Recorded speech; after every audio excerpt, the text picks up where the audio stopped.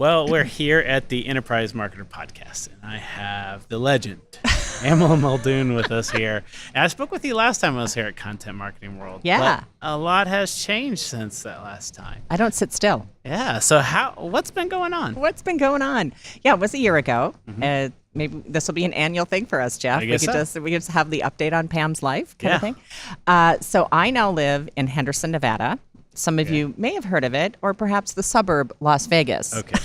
Perhaps that's familiar. Yeah. So I live right outside of the Las Vegas Strip, and I've taken a new position since we last talked. I work with an agency based out of Atlanta called the Tbhq Group. Okay. And our sweet spot is really around the marketing automation stack and your marketing automation campaigns, nurture campaigns. But we're broadening some of those solutions. So I'm also bringing more of a content strategy to the campaign strategy conversation. So hopefully you're solving that, hey, third email, it's the last time I'm going to try. It's like, I didn't ask you the first time. Right. You're solving that world. Or the passive aggressive. Does this mean you don't like me? Exactly. Yeah, those kinds of things. Good. Yeah. Bring the world back from marketing automation. Yeah. Well, it's the most important part of the entire process. It's content, right? What is it that we're actually asking them to download or engage with? So I think it's getting back to that conversation and not just looking at it from a tool perspective, right? I think that's what we've seen is the tool will drip out to Jeff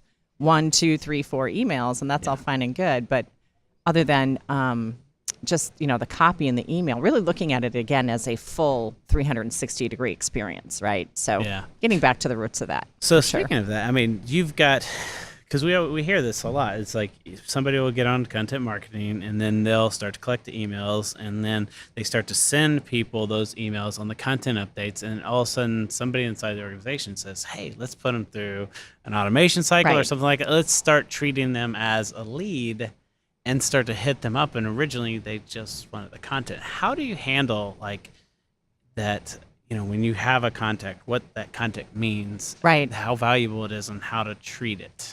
Well, one of the challenges, and I'm sure anyone listening as a marketer who's dealing with this can relate, is when we are actually as agencies working with our clients, they're in pain mode, right? The reason they tapped us on the shoulder is because they need more leads, right? They need more in the funnel. They need more money, basically, right? They need more sales.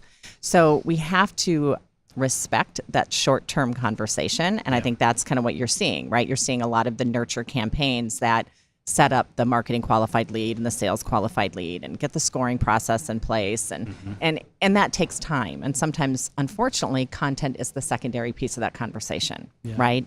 So one of the things that I'm learning as I really engage from this perspective is how to help the client build that short-term result so we can also build the trust to have the overarching content strategy conversation. My optimum goal is to get them to think content and integrating nurture campaigns from there versus vice versa, right? To me, there's nothing more, I guess, challenging and frustrating than to see a very limited content library or archive situation, and I have only that to work with. They want their first campaign out in the next 2 to 3 weeks. They don't have time, especially I've worked in regulatory environments, right? So they don't have time to get a new piece or a new 2 or 3 pieces through the compliance or legal, look through. And so I get challenged with that. So then it becomes, well, what are we doing? Campaign or content? Kind of what comes first, the chicken or the egg, right? And that's kind of what we're dealing with in this regard. So short term, I respect what we intend or need to get done, but I start dripping those conversations of repurposing, making this more engaging. What does it mean to actually engage or work with your audience so that they do see a story at play versus just drip 1, drip 2, drip 3. Yeah, does that make sense? So treat them like they're human on the other side. Oh my gosh, Jeff, how dare you? Yeah, exactly. What? I mean, it's like email. It's like, for a decade now we've been talking about, as content marketing, you need to collect something that you can communicate with them that's not somebody else's land. Right. And now, once was the phone number and the address, and you could mail them stuff and you could telemarket. And there was probably a time where telemarketing was okay. I don't remember it. Right. I used to be one way back in the day, way back. Exactly. But you get those calls, and it's like 6 calls in a row now. It's like the system's broken. Yeah. And email is starting to be that channel that people are starting to ignore because they know it's just people selling them things and not providing value. And so I like that idea of starting with the value. And these communication platforms, you mentioned like the telephone used to be the way to make those connections, like to cold leads, things like that's cold calling. And it took a few decades for us to start switching to more of a digital component like email. The time in between change or modification is shorter and shorter. Yeah. I mean, what was it? This conference here, Content Marketing World, is 6 years old. We probably had high-level marketing automation email conversations somewhere in year 2, 3, right? Where that was now normal, right? Well, now here we are in year 6, and we have to have a different conversation. Yeah. We can still use the tools. They're amazing tools. But how can we use them now differently? Because guess what? Our audience is on to us. Yeah, right? exactly. Yeah. They're on to us. We got to switch it up, guys. Exactly. And I mean, they're trying to do more, right? Everyone who's coming here is trying to do more, and they want to know the next level. What's the next thing? How do we reach with devices? How do we reach with augmented reality and virtual reality? How important is audio? Right. When people have time in their car, time in their headphones, right? People are so disconnected from the reality because they're connected to another reality. Email can't reach me when my headphones on, right. But the audio, video, whatever can. And yet it is still, to your earlier point, one of the few ways we can own a certain group of people in a sense, right? It's all about getting that database because we're only renting when we're using social platforms. I mean, even as a podcaster, I'm renting iTunes subscriptions, really. Yeah. iTunes could change at any moment, or Stitcher, or, Google Play. Well, we know iTunes won't change because they haven't updated that thing in like a decade. Right. And don't they have just one guy named Steve who oversees like all the things that go on in the podcasting spectrum for iTunes? Exactly. I truly He's like, believe there's a bug Steve. where it stops playing the audio, and it's been there for 2 years. But they won't tell us the secret sauce, right? Like how...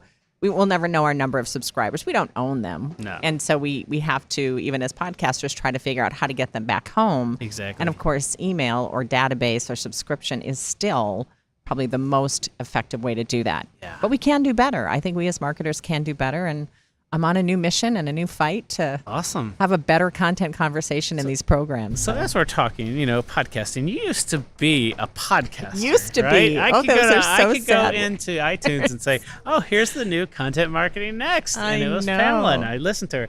And then it went away, and it stayed away. You sound so sad, Jeff. You're making me sad. Well, there was like, it was like a day of my week that it was like, okay, this is when I do P&R. My one fan. No. And this is when I, listen to Jason Miller's, and then Pamela was here. And so. Yes. So what's going on the podcast? What's going on? I'm very fortunate. I fell into podcasting back in 2009, so I feel like a very old veteran at this point. I really do. Like I've got the walker and everything. You had a zero to prove it, in the number, right? Yes.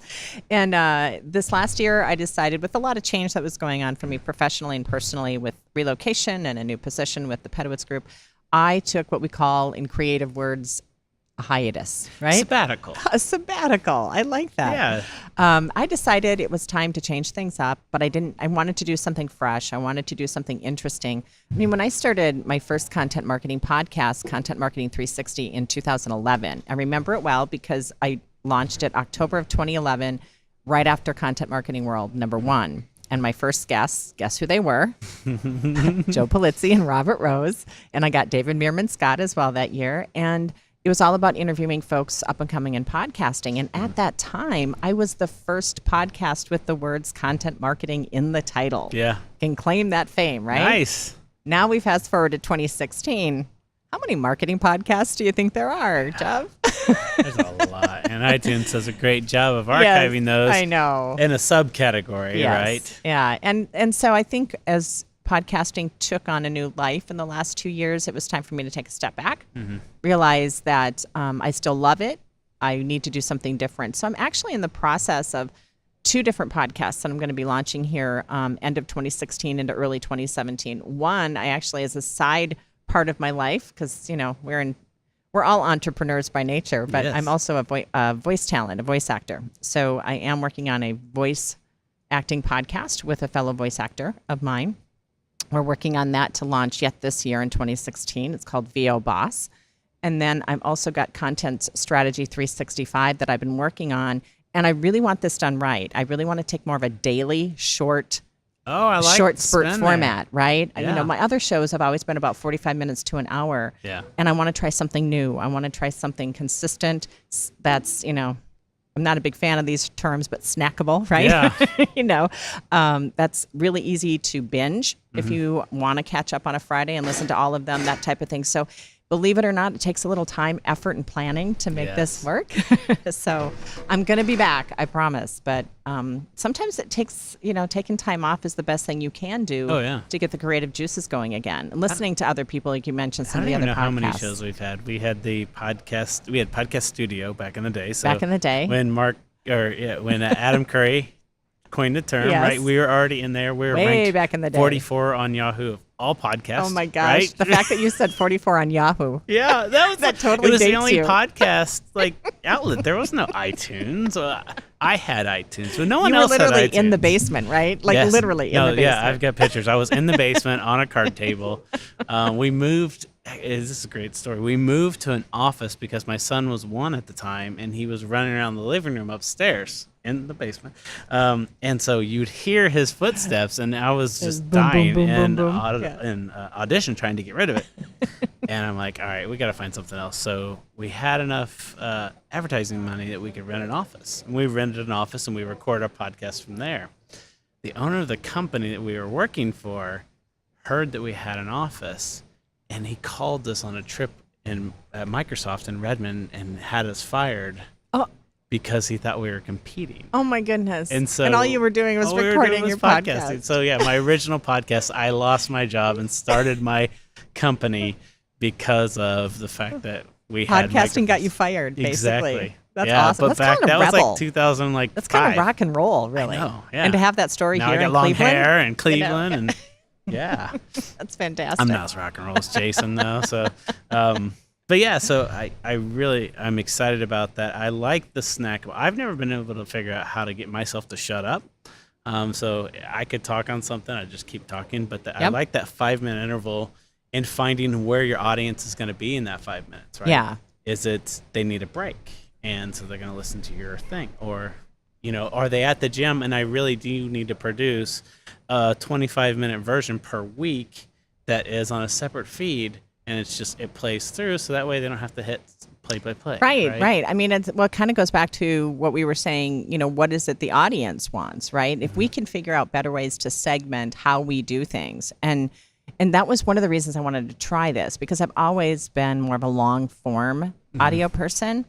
And this is a new challenge for me. It actually, if you really think about it, it's harder to edit yourself, whether it's writing or talking, right? Or even tweeting, right? Yeah. That's why some people really struggle with something like Twitter versus Facebook, because 5,000 characters versus 140 is exactly. It's really hard. So I really want to take that challenge on, right? Of how do I get something down to like 5 or 7 minutes per day, but keep it still to flow. And then the consistency factor. I was talking to another gentleman just today who's been podcasting, and he took just a few weeks off just to kind of regroup, and he lost his audience. Wow. And in that discussion, it was just this really great, he goes, if you ever need a case study reminder of consistency, just call me up. I'll be more than happy to talk to you. And it's a really valid point, whether it's weekly, whether it's daily, whatever your rhythm is, right? It is about shipping it every single X, at least to build that audience or to build that engagement. There are arguments and some examples or kind of phenomenons that don't necessarily live in that space, but they're pretty rare. And we have so much competition now, we have to stay consistent. So today, real time is the only time that counts. To stay relevant, you have to stay ahead.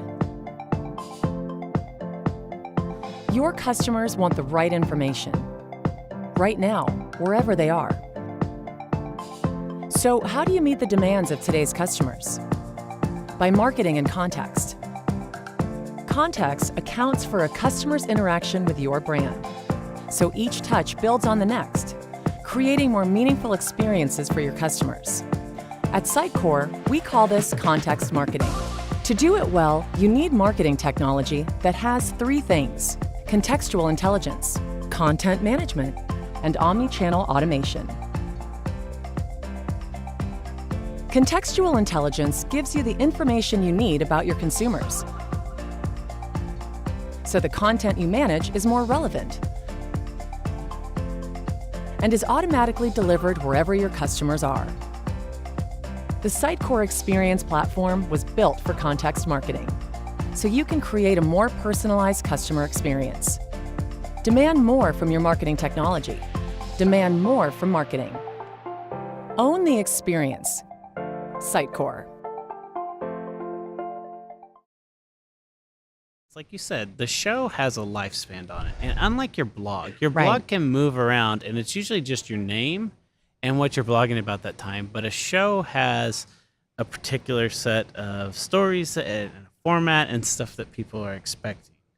And so, if you just dropped the content marketing next, like on next, like you Right. just dropped the whole what's now, what's new, Right. what's next, right? Yep. If you just did that, all of a sudden your format's changed and people will be like, well, that's not the show I was listening to. Right. And now you've kind of went on the distaste versus just saying we're ending the show and then now we got a new show, new format. Right. And so because like one of the things that we're doing with this show is having multiple feeds. So when you go to Content Marketing World, which is where we're at, by the Where way, we are right now.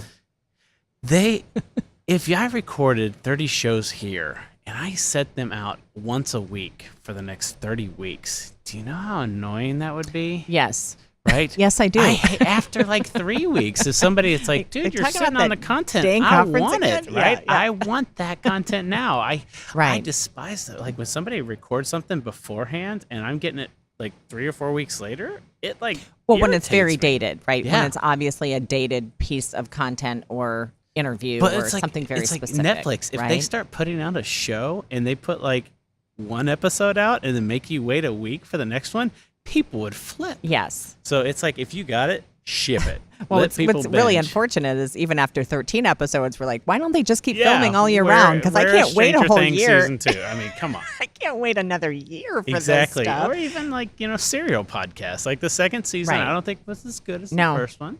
No. And all of a sudden she like went back to the first season and intermixed it into the feed and it was like, whoa, yeah. we're not consistent, yep. right? Like give me updates, send them to me via email, have me play a video or something, like change the format. But it was different. It broke the show and the purpose of the show. So Right. I think if you're releasing every week, you got to keep doing it. If you're Yeah. releasing every day, you got to keep doing it. And it takes planning, I think too there's something about this medium that because anyone can take a USB mic and plug it into some kind of computer component, there's this thought that it's not that hard to just do. And in reality, us talking into a mic is not a hard thing, right? I mean, that's pretty cool. However, if you want to ship it every week or every day or whatever, every Yeah. month or whatever the case is, you better have a plan and you better have some kind of process. I know a big conversation we're going to hear this week at Content Marketing World, we're starting to hear it from different experts that are coming out, is content's awesome, but if you're not amplifying it and promoting it, who cares, right? So really having that beginning, middle, and end process to make sure that you can actually reach the audience that it's intended for as well. Again, Exactly. because we have tons of competition now. Tons. Exactly. And there's still, unless you know anything different, I think there's still only 24 hours in a day, 7 days a week. I've looked for it. Okay. Yeah, I 'Cause woke up I'm really running out of early and thought it time. was out there. But I just found some stupid Pokemon, and so But did you catch him? I did. Okay. Yeah, I'm level you go. 23. Oh, myself. my goodness. It's funny. Somebody mentioned like just the other day at an event, they were like, "There's just not enough time," and I was like, "Well, let me tell you, like I work all the time on several different things, and I'm still level 23. Right. And so there's obviously time, It's how you but use it's your how time. you use it, and it's like finding that base to where you're not, especially on a podcast, because it is something that the content is. Look, when you write a piece, you have time to edit and you can Right. fix it. You can't go back and pull certain words and move sentences around. So you have to have that conscious thought, and you have to be on your toes and being willing to have a show that is entertaining or educational and Yes. not switching between. That's hard. Yes, it is. It's really hard. And it's, it's just like, I think too, taking time away was my way of asking myself, why do I do this? Because I've never been a direct monetizer with my podcast. And what I mean by that is There are a lot of folks out there podcasting that literally get sponsors, right? Like a direct CPM model. So many, 1,000 downloads, they get to charge for ad space, that kind of thing. By the way, this show is sponsored by Sitecore and Tbhq. You can see them in the expo hall. No. Fantastic. I know Divvy, Brody in the Yeah. Hey, what up? And I've never pursued that model, and that was always very intentional. I used it as part of my overall content plan, because even though I can write, I can talk faster than I can blog, right? I'm just not in time thing, right? I can use my time more efficiently as a podcaster than I can as a writer. So that's one of the reasons I took this medium and ran with it. But I had to take a step back and really, why am I doing this? Yeah. Why do I even get in front of a microphone? And I realized, one, I love it. I literally love to do this. So to do this because it's a passion project, I just want to remind people that's okay, because passion drives a lot of the rest of the stuff. And then the other reason is really deciding what your ROI means. Perhaps it is more of an awareness or brand or personal brand awareness, or getting your information out as part of that industry so you can be known as an expert. And that's okay. And I think some of that's been kind of forgotten over the last probably 18, 24 months, that we're so, if we can't monetize it, we can't do it. This is no different than, say, a blog, right? Or a video series on YouTube, or something that your clients want to do. It can have monetization indirectly, right? But you got to take the time and get the right people behind the microphone. That's always been been a big piece of it for me. Finding somebody who's comfortable. Because, like, in real life, I am not a comfortable person. Like, talking to people, I'm just, like, awkward. You throw the cameras on and the microphone, and it's like new world, what the new heck space. Happens?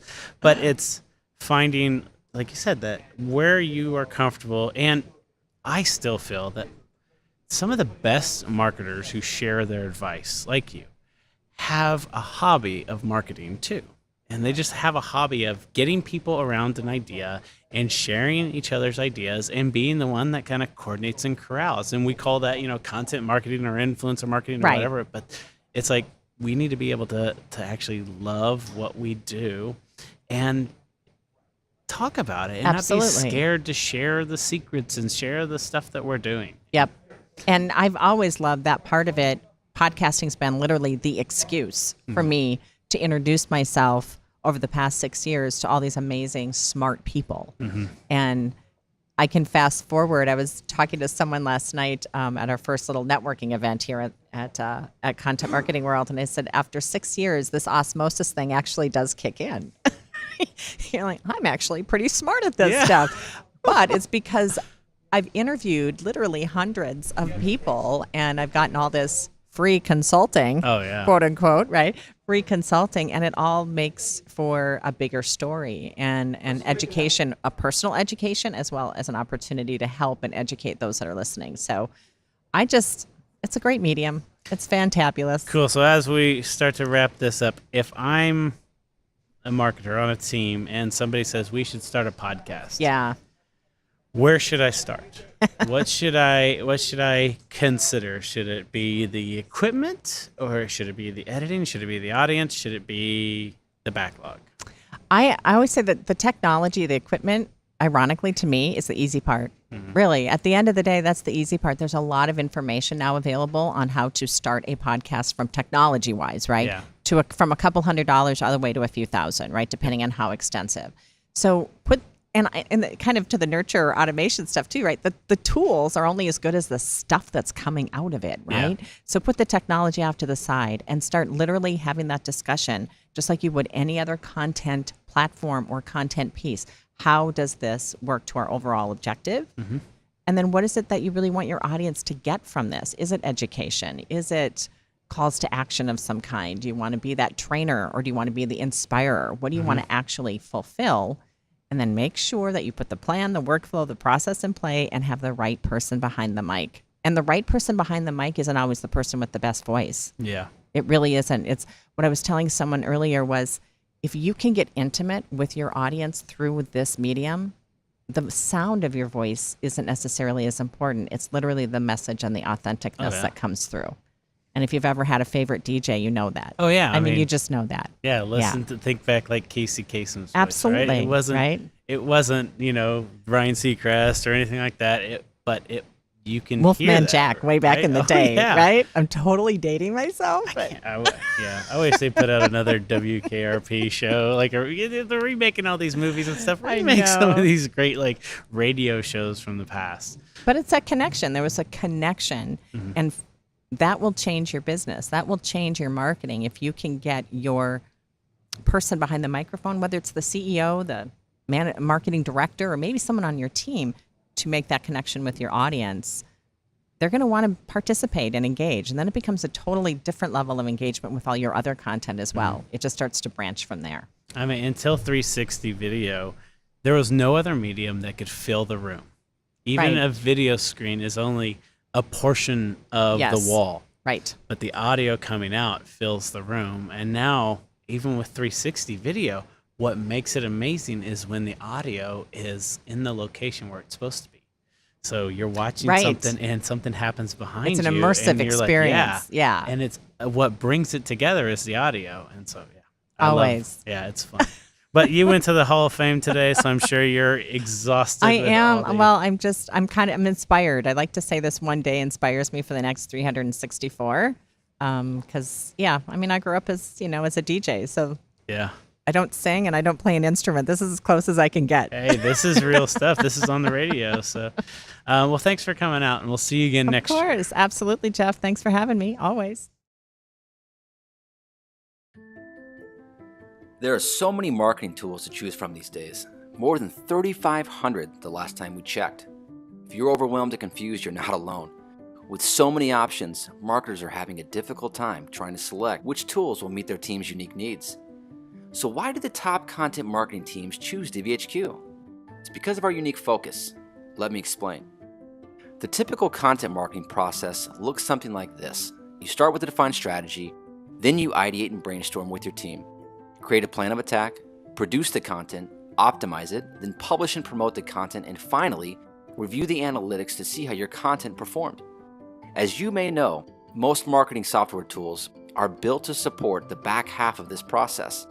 There are countless CMS platforms, email marketing tools, marketing automation systems, social publishing tools, analytics suites, etc. The list goes on and on. But here's the thing. The back half of the process is not where companies are really struggling. What marketing teams are really struggling with is the upfront part of the process, the strategy, the ideation, planning, workflow, and collaboration during the content production process. Sound familiar? If you don't get your upfront strategy and planning right, the odds of consistently publishing great content is, well, not very good. So these upfront areas are where we focus 100%. We don't want to reinvent wheels or be a jack of all trades, master of none type of content marketing solution. Tbhq was on a mission to build a content marketing platform that makes it incredibly easy for you to plan and produce high quality content more efficiently. This approach then gives you the freedom to integrate and connect Tbhq to your preferred downstream tools. So, if you're looking for help with strategy, ideation, planning, and collaboration, then we're the solution for you.